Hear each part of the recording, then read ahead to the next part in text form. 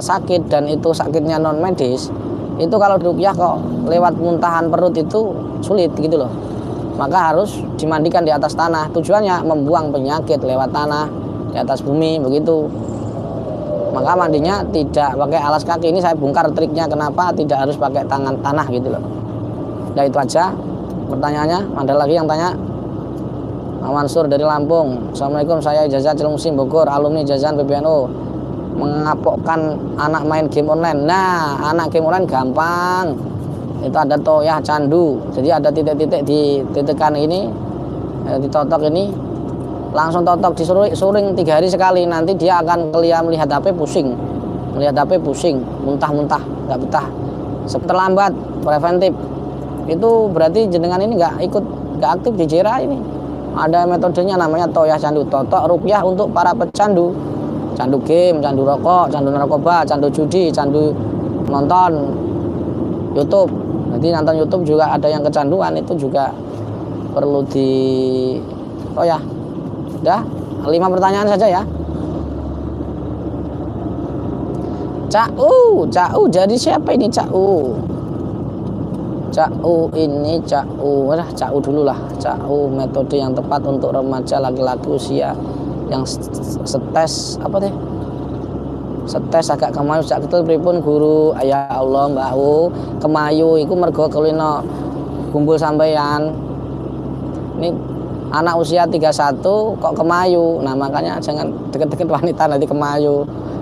Kelino cedek Cau ini. Dah 3 pertanyaan, kurang berapa ya?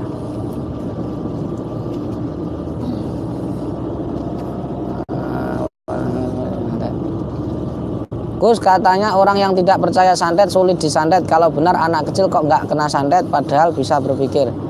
Anak kecil kok nggak ada yang kena. Kata siapa nggak ada? Kamu aja yang nggak paham santet. Jadinya nggak tahu ini santet tidak. Begitu. Contoh, anak kecil gatel sudah 3 tahun. Kamu kan nggak ngerti itu santet.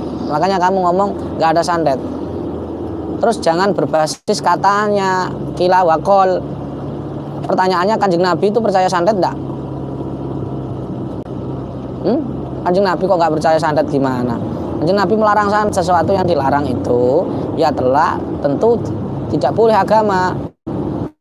Nah pertanyaannya, Nabi kok tetap ke santet? Ayo pikir sendiri. Makanya jangan berdasarkan ilmu.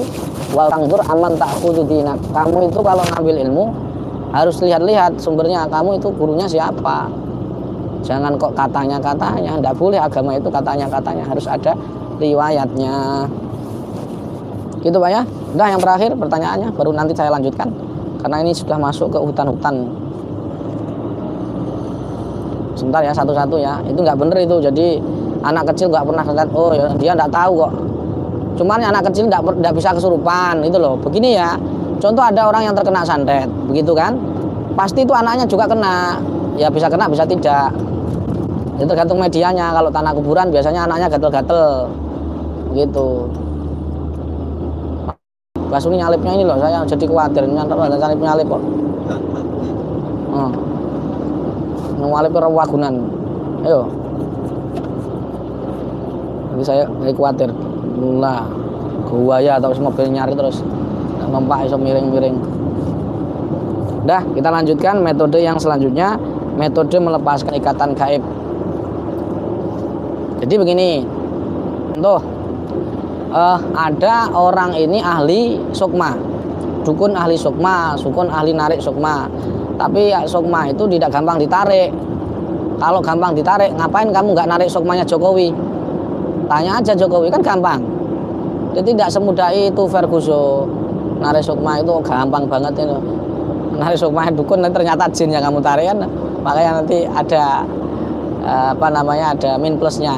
Salah satunya kelemahan yang tertinggi narik sukma itu karena kamu nggak ngerti ini sukma atau jin. Wah ini bahaya. Seolah-olah itu sukma padahal jin. Nah kamu nggak paham. Nah makanya saya nggak ngajarkan lah narik-narik sukma. Nanti kewaritmu kamu kira itu sukmanya janda, padahal itu sugesti saja. Nah angel pokoknya angel. Wong-wong gayane narik sukma. kok tak delok ibadah ya jin barang kok jare sukma. Padahal bukan sukma itu. Wallahu a'lam. Nah, melepas ikatan yang dimaksud itu bagaimana? Melepas ikatan itu begini maksudnya.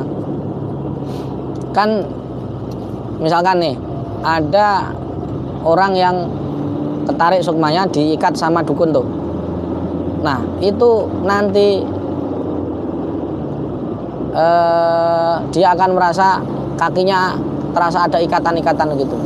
Karena memang ikatannya itu di kaki-kaki. Atau begini, misalkan ada jin tuh jin santet tuh. Nah, jin santet itu namanya sihir itu adalah ukot. Bukhul itu namanya, bukhul itu ukot. Ukot itu ikatan. Sebagaimana Allah mengatakan wa min syarrin nafasati fil uqad.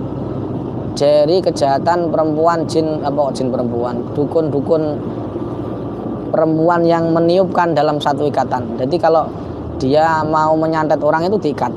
Maka nanti jinnya yang masuk itu pun terasa terikat. Saya diikat di sini, saya diikat di sini. Nah, kamu selaku peruqyah, selaku umat Islam, ketika melihat jin seperti itu, kamu bantu mereka. Kamu tolong, kamu sebagai umat Rasulullah juga ursila ilas saqalain, tolonglah jin-jin yang, jadi dukun ya, jin santet itu sebenarnya tidak murni salah. Dia kadang-kadang jin santet ini kadang-kadang dia ini terpaksa. Kalau dia tidak menuruti kemauan dukun, keluarganya jin ini disandra. Atau kadang-kadang dia tidak nuruti ucapan dukun, kadang-kadang dia tidak dikasih makan, jadi keadaannya terpaksa. Nah, cara melepaskan ikatannya adalah tanya dulu ke dia, kamu diikat ya. Jadi kalau ada misalkan ada orang kesurupan, bentar saya minum dulu. Bismillahirrahmanirrahim. Alhamdulillah. Tukang suwo ini air ruqyah minumnya.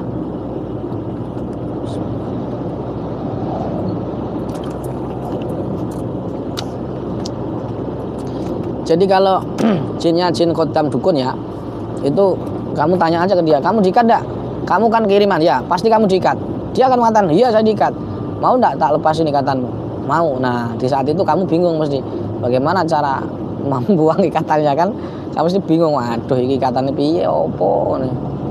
Sampai mikir dasmu buta.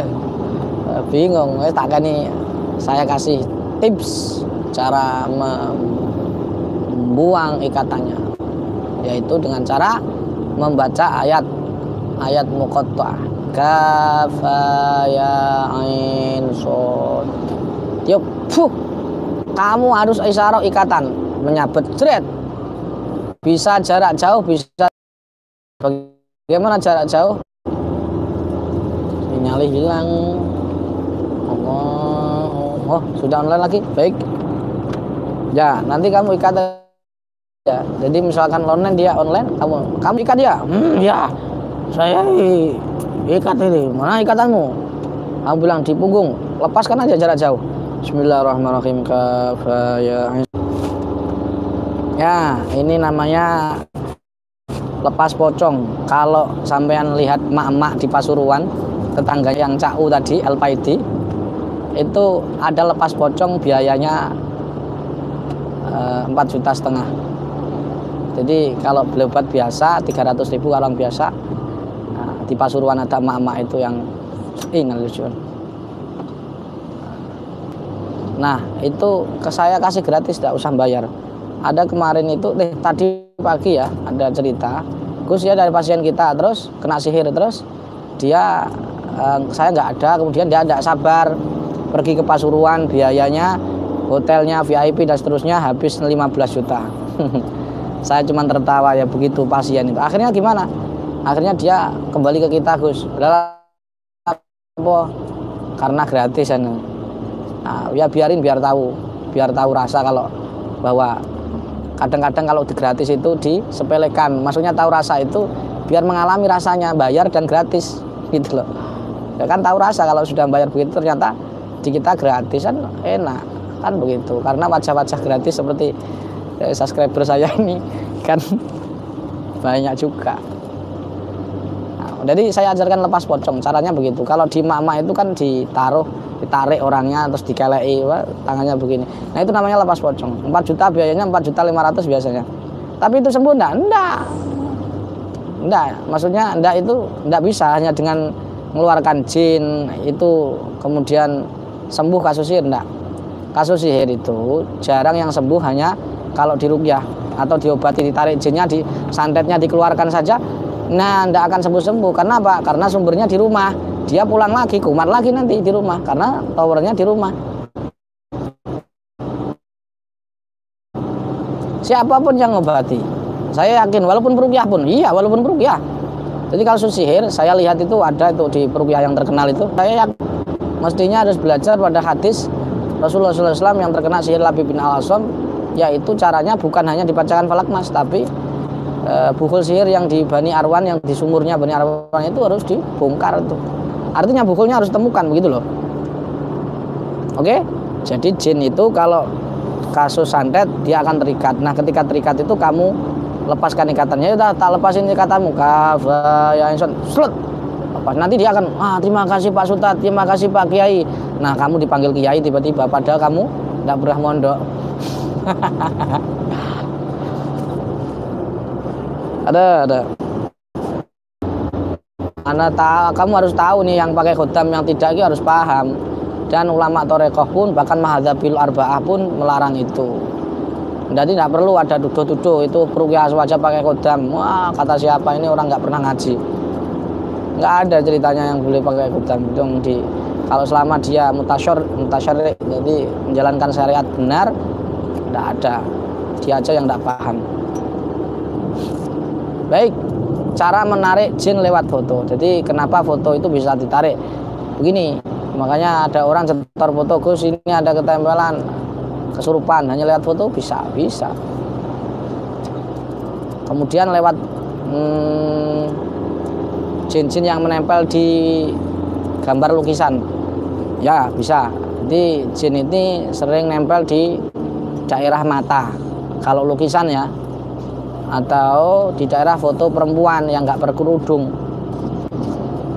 Itu saya nggak nyebutkan tokoh nasional ya, ada tokoh nasional itu yang saya lihat, saya rasakan, dan bahkan banyak orang indigo itu ya memang tempel. Jadi ketika ada orang itu melihat jin yang dia ini di mata lukisan, ini yang bermasalah bukan orang indigonya saja, tapi memang lukisannya ada jinnya.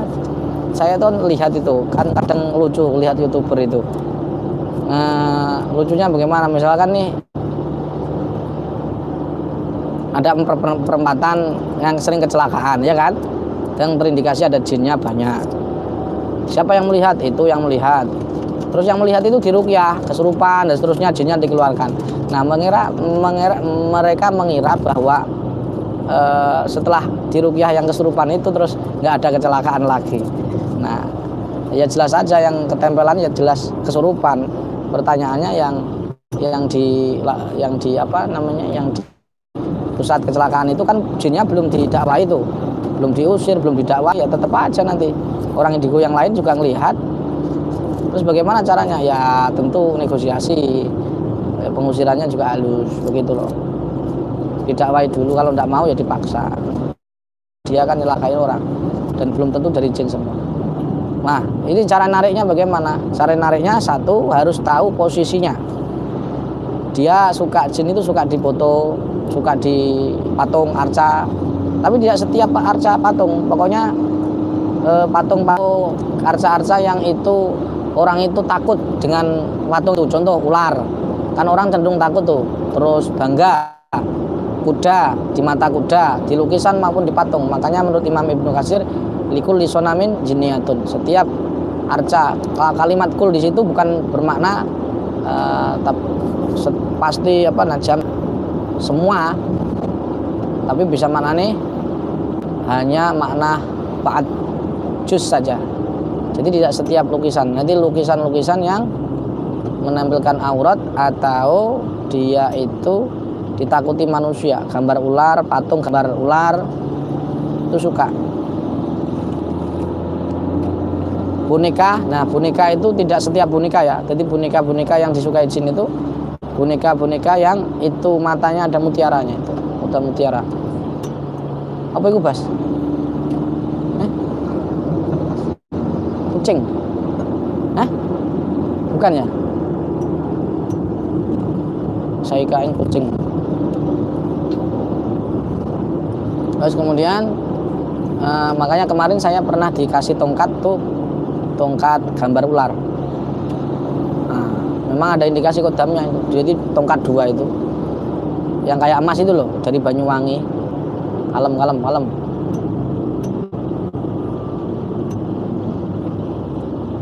Nah, kemudian saya kasihkan sopir saya tuh. Nah, saya enggak apa ini mah, setan seperti ini enggak dinetralisir, enggak bisa itu. Maksudnya dinetralisir enggak bisa. Saya coba sirami di atas tanah, masih ada saja si kodam. Ya namanya disukai, jadi foto-foto. Nah, cara nariknya bagaimana? Enggak saya netralisir, saya coba aja, bukan ditantang sih. Si kodam ini saya jarak gitu loh, diapain jarak. Jadi dinetralisir di atas tanah. Besoknya lagi ternyata masih ada sih kodam.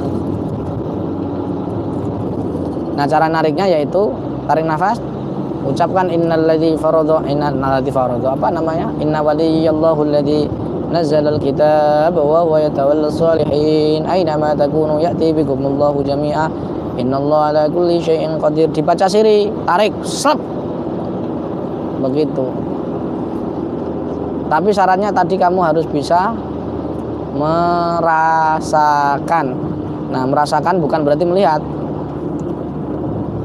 Maksudnya merasakan itu nanti rasanya apa? Panas, dingin atau ya enggak terasa. Emangnya ya kira-kira nanti namanya perasaan ya enggak bisa digambarkan dengan kalimatnya.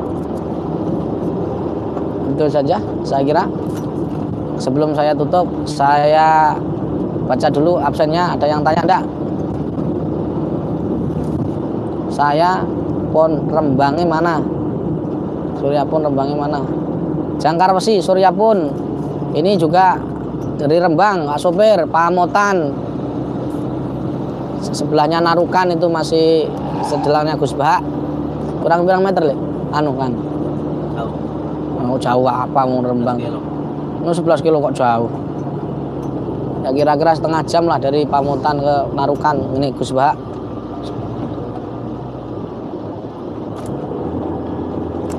Demikian, mudah-mudahan bermanfaat. Saya ijazahkan teknik isyarah ini kepada kalian semua dengan kalimat ajaztukum. Al-Fatihah. A'udzubillahi minasyaitonirrajim. Bismillahirrahmanirrahim. Alhamdulillahirabbil alamin. Arrahmanirrahim. Maliki yaumiddin. Iyyaka na'budu wa iyyaka nasta'in. Ihdinas siratal mustaqim. Shiratal ladzina an'amta 'alaihim ghairil maghdubi 'alaihim waladdallin. Amin. Subhanakallahumma bihamdika asyhadu an la ilaha illa anta astaghfiruka wa atubu ilaik. Assalamualaikum warahmatullahi wabarakatuh.